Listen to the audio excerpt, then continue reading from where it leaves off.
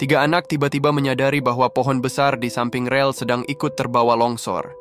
Tembok penahan tanah tidak mampu menahan, batang pohon pun langsung melintang di atas rel. Sementara itu, kereta hanya tinggal beberapa menit lagi akan lewat. Mereka segera melepas gaun merah mencolok yang dipakai, lalu berdiri di depan pohon besar itu, berharap bisa mencegah terjadinya tragedi. Saat itu di dalam kereta, petugas ketel masih sibuk menambahkan batu bara, tanpa seorang pun menyadari bahaya besar di depan yang bisa merenggut nyawa semua penumpang. Kereta itu semakin dekat. Anak-anak lalu mengikat gaun merah itu menjadi bendera kecil dan mengibarkannya terus-menerus, berharap masinis melihat dan menghentikan kereta. Namun meski sudah lama dikibarkan, kereta tak kunjung melambat. Dalam keadaan panik, sang kakak perempuan tiba-tiba berlari ke tengah rel, menghadang laju kereta yang melaju kencang, hanya agar masinis bisa melihat mereka. Akhirnya, masinis menyadari ada 3 anak di rel dan segera menarik tuas pengereman darurat. Kakak perempuan itu terkejut akhirnya pingsan. Beruntung, kereta berhasil berhenti tepat waktu sehingga terhindar dari 2 tragedi sekaligus.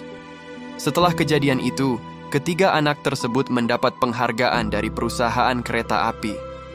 Dan kebaikan mereka yang tulus tanpa mengharapkan imbalan itu perlahan-lahan akan menjadi berkah, mengubah nasib keluarga mereka yang sebelumnya berada dalam kesulitan dan penuh ketidakpastian. Awalnya, 3 bersaudara itu hidup di kawasan mewah London, dengan kondisi keluarga yang berkecukupan. Mereka bukan hanya memiliki guru privat terbaik, tetapi juga dilayani oleh seorang pembantu khusus. Pada hari ulang tahun sang adik laki-laki, ayah menghadiahkan sebuah kereta mainan. Namun di tengah pesta ulang tahun, kereta itu tiba-tiba rusak seolah menjadi pertanda bahwa sesuatu yang buruk akan segera terjadi. Benar saja, malam itu juga ayah mereka dibawa pergi oleh beberapa orang pria. Untuk menenangkan anak-anak, ibu berkata bahwa itu hanya urusan pekerjaan ayah dan mungkin ia harus pergi selama beberapa hari. Namun putri sulung mereka merasa ada sesuatu yang tidak beres. Beberapa hari kemudian, sang pembantu menerima gaji terakhirnya lalu pergi meninggalkan mereka. Tak lama setelah itu, ibu memutuskan untuk pindah ke pedesaan, membuat hati anak-anak dipenuhi rasa bingung dan curiga. Because we've got to play at being poor for a bit. Setelah menjual semua perabotan yang dianggap tidak berguna, keluarga itu akhirnya naik kereta untuk meninggalkan rumah lama mereka. Si bungsu yang polos berkata, ia berharap setiap bulan bisa pindah rumah karena perjalanan selalu membawa kegembiraan yang berbeda. Sang ibu menanggapinya dengan bercanda, meski sebenarnya hanya Bobby yang menyadari kepahitan dan kepura-puraan tegar yang tersimpan di wajah ibunya. Di stasiun yang gelap, tumpukan barang bawaan membuat mereka tampak begitu rapuh dan sendirian. Untunglah, seorang pemeriksa tiket bernama Pak Ferry dengan ramah membantu mereka membawa barang-barang itu pulang. Dialah orang baik pertama yang mereka temui di tempat baru itu. Malamnya, mereka menyalakan lilin untuk mengusir kegelapan. Anak-anak berbisik, andai ayah ada di sini, semua koper itu pasti bisa dibuka dengan mudah. Bahkan tikus pun tak akan berani masuk. No.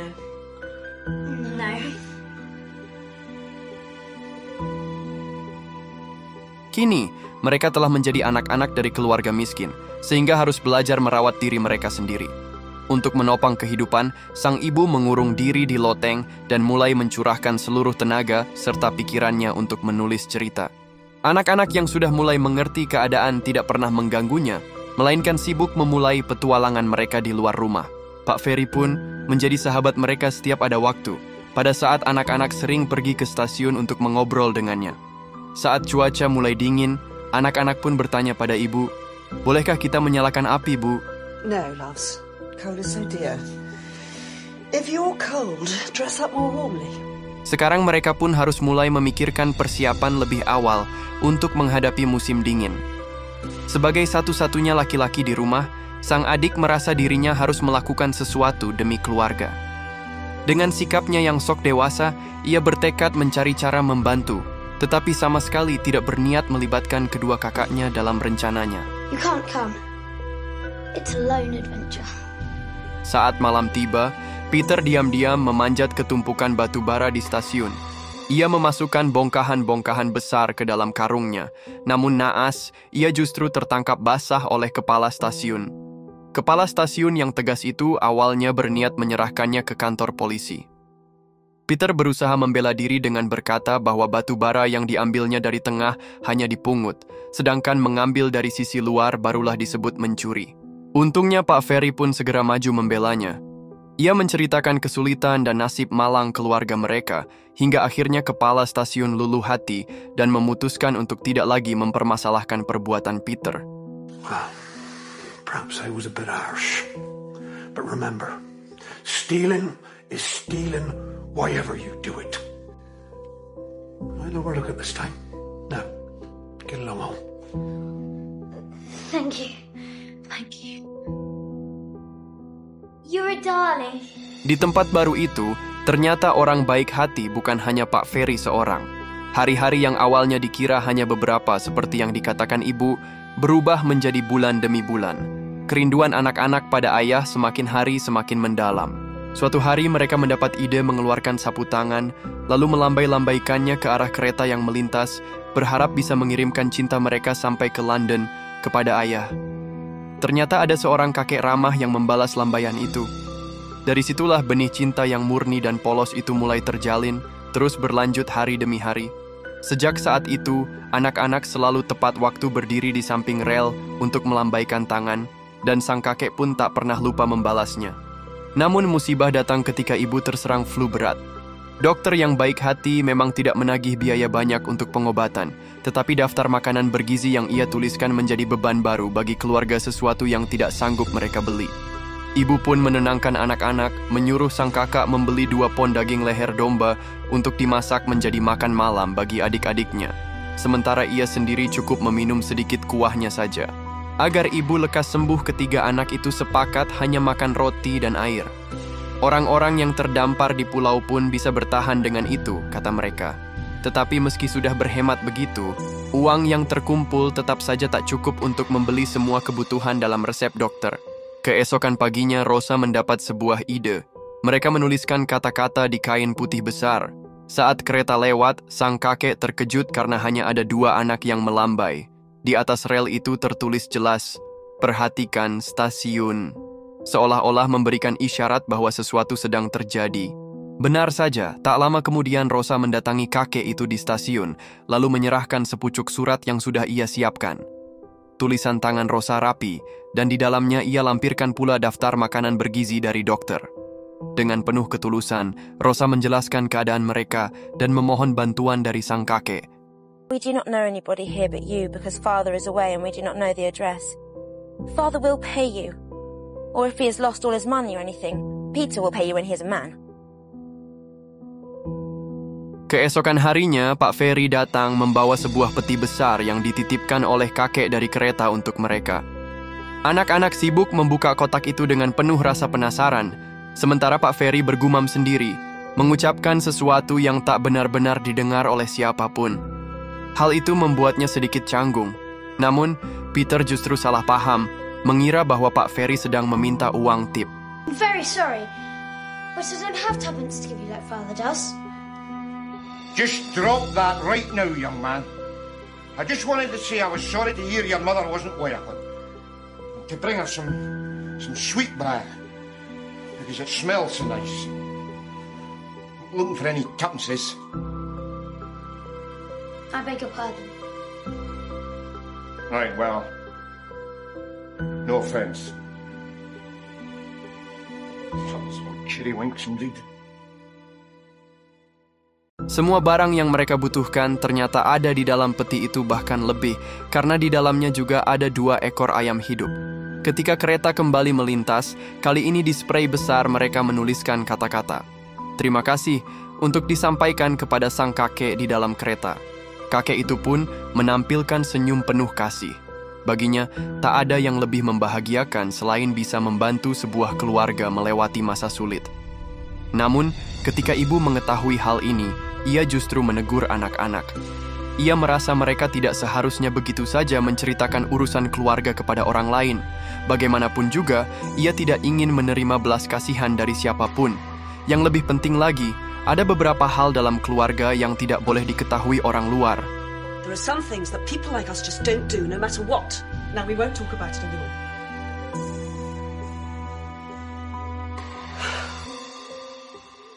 Pada hari itu, datanglah seorang pria Rusia ke stasiun. Ia tidak bisa berbahasa Inggris dan bahkan kehilangan tiketnya, sehingga tak seorang pun tahu apa tujuan perjalanannya. Kebetulan, ibu bisa berbahasa Rusia, maka anak-anak pun membawanya pulang. Ternyata pria itu adalah seorang penulis yang terpaksa mengungsi ke Inggris untuk mencari keluarganya yang hilang. Suatu hari ketika mereka sedang berada di jalur rel, terjadi longsor. Rosa dengan nekat berlari menghadang kereta yang sedang melaju kencang. Keberanian mereka bertiga berhasil menyelamatkan seluruh penumpang dari maut, dan mereka pun menerima penghargaan resmi dari perusahaan kereta api. Saat itulah, untuk pertama kalinya Rosa bertemu langsung dengan kakek yang selama ini selalu melambai dari jendela kereta. Ternyata beliau adalah salah satu pimpinan besar di perusahaan kereta api. Rosa kemudian memberanikan diri meminta tolong agar kakek itu membantu sang penulis Rusia menemukan keluarganya. Beberapa hari kemudian, Pak Ferry datang bersama kakek itu. Ternyata keluarga pria Rusia tersebut berhasil ditemukan, dan ia pun dijemput untuk dipertemukan kembali dengan orang-orang yang ia rindukan. Come on, Perky, you must come too. Don't call me Perky. Sorry. Oh, it's all right. You want to know. Kebaikan seseorang pada akhirnya akan selalu membuatnya mendapatkan rasa hormat dari orang lain. Dengan penuh rasa hormat, pria Rusia itu berpamitan kepada keluarga baik hati tersebut. Pada saat yang sama, ibu akhirnya untuk pertama kalinya bertemu langsung dengan sang kakek. Ia menyampaikan terima kasih atas semua yang telah dilakukan untuk mereka.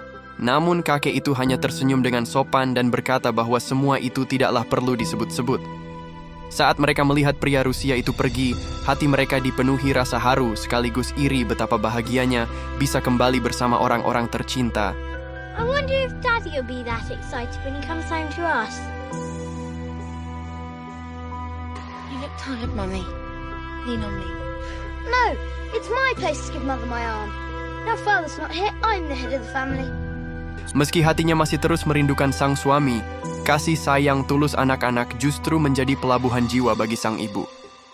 Hari itu, ketika Rosa baru saja pulang, keluarga menyiapkan sebuah kejutan untuknya, karena ternyata hari itu adalah hari ulang tahunnya.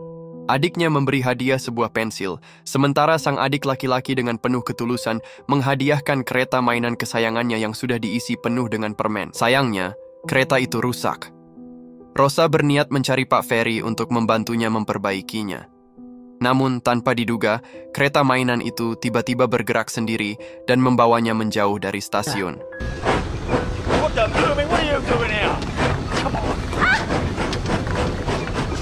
Sit there. Setelah tahu bahwa Rosa sebenarnya hanya ingin memberi kejutan untuk adiknya, mereka pun dengan senang hati membantu memperbaiki kereta mainan itu.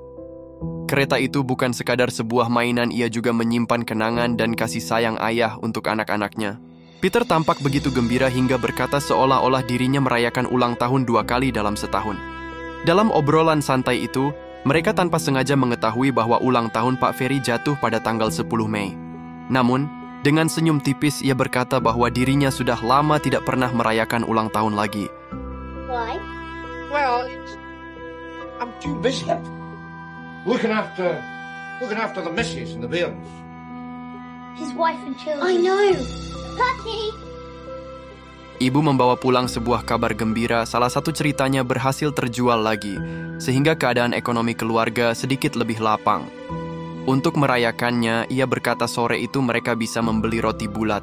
Namun Rosa segera meminta agar perayaan itu ditunda hingga tanggal 15, karena ia ingin menjadikan roti bulat itu sebagai hadiah ulang tahun untuk Pak Ferry. Tentu saja, hanya sepotong roti terasa terlalu sederhana. Mengingat kebaikan Pak Ferry kepada semua orang, anak-anak pun ingin melakukan sesuatu yang lebih istimewa baginya. Keesokan harinya mereka mulai berkeliling dari rumah ke rumah, mengunjungi setiap tetangga. Semua orang dengan senang hati ikut serta. Pada akhirnya, sebuah gerobak penuh hadiah terkumpul, itulah wujud kasih sayang seluruh warga sebagai balasan untuk kebaikan hati Pak Ferry selama ini. Given. Pram, Mrs. Ransom. Half a pound of tea from the grocer. Woolen scarf slightly faded from the drapers. Stuffed squirrel from the doctor. Promised a piece of honeycomb and 6 bootlaces from the cobbler, an iron shovel from the blacksmith. Anything else? A slab of meat from the butcher. Oh yes, we could pick that up on the way.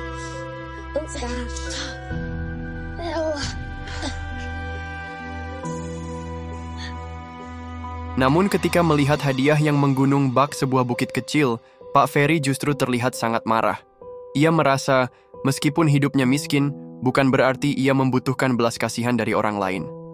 Peter pun buru-buru menjelaskan bahwa semua hadiah itu bukan hanya dari keluarga mereka saja, melainkan dari seluruh tetangga yang ingin menunjukkan rasa sayang dan hormat kepadanya.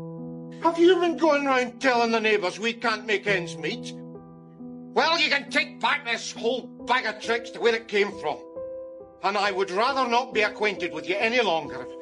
It's all the same to you. Look, we'll go if you like.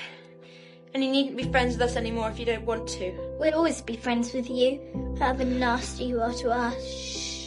But before we go, let us show you the labels we meant to put on the things. Want to see any labels? See enough labels at work on luggage.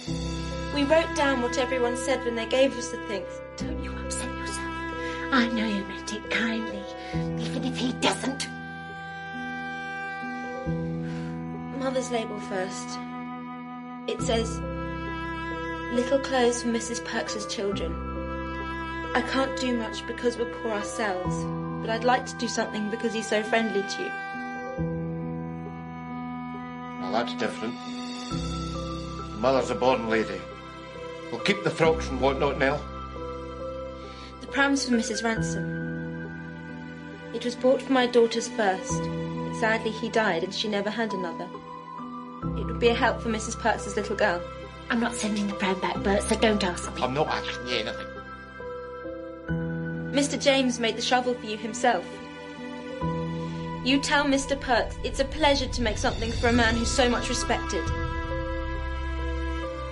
I thought you'd love to know how fond people are of you.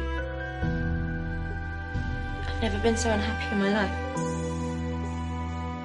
Goodbye.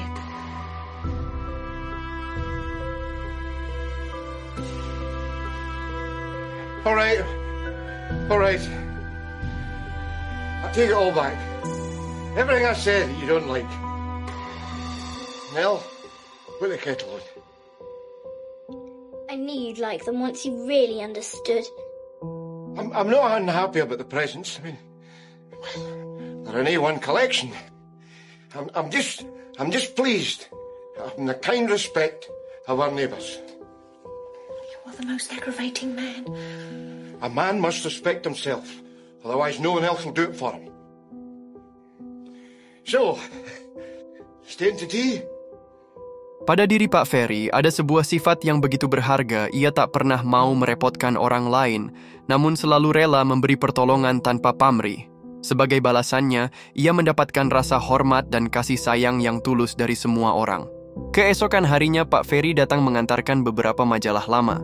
Namun di antara tumpukan itu terselip sebuah surat kabar yang membuat dunia anak-anak runtuh seketika. Tertulis jelas kabar bahwa ayah mereka dituduh sebagai mata-mata dan divonis hukuman penjara 5 tahun, lalu ia berlari menghampiri ibunya.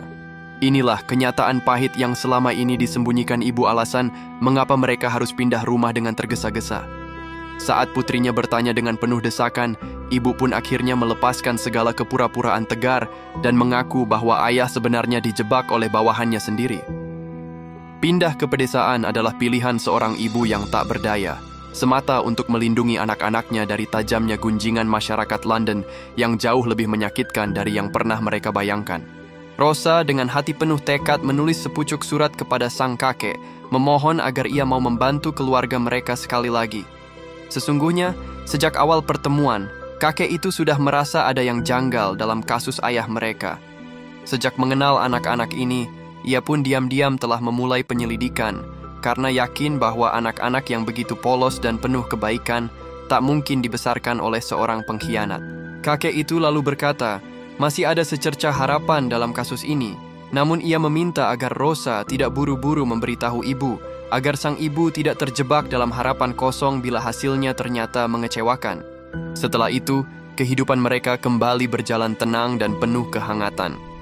Suatu hari, anak-anak teringat bahwa sudah lama mereka tidak lagi melambaikan tangan di rel untuk mengirimkan cinta kepada ayah. Maka mereka pun kembali berdiri di samping rel, melambai seperti biasanya. Namun kali ini sesuatu yang luar biasa terjadi. Seluruh penumpang di dalam kereta membalas lambaian mereka dengan antusias. Pemandangan itu belum pernah terjadi sebelumnya. Sebuah firasat kuat pun mulai tumbuh dalam hati Rosa. Ia lalu berkata kepada ibu bahwa ia ingin pergi sendirian ke stasiun untuk berjalan-jalan.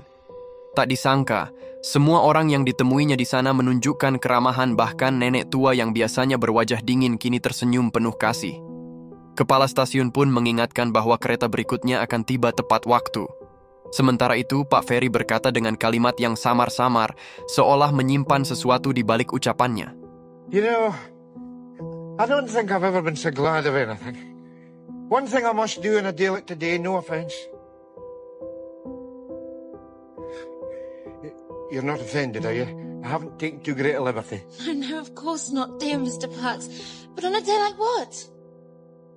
Saat kereta perlahan memasuki peron, Rosa merasakan debaran yang tak biasa, seolah-olah sosok yang paling ia rindukan, yang selalu hidup dalam hatinya, akan segera hadir di hadapannya. Oh, my daddy! My daddy!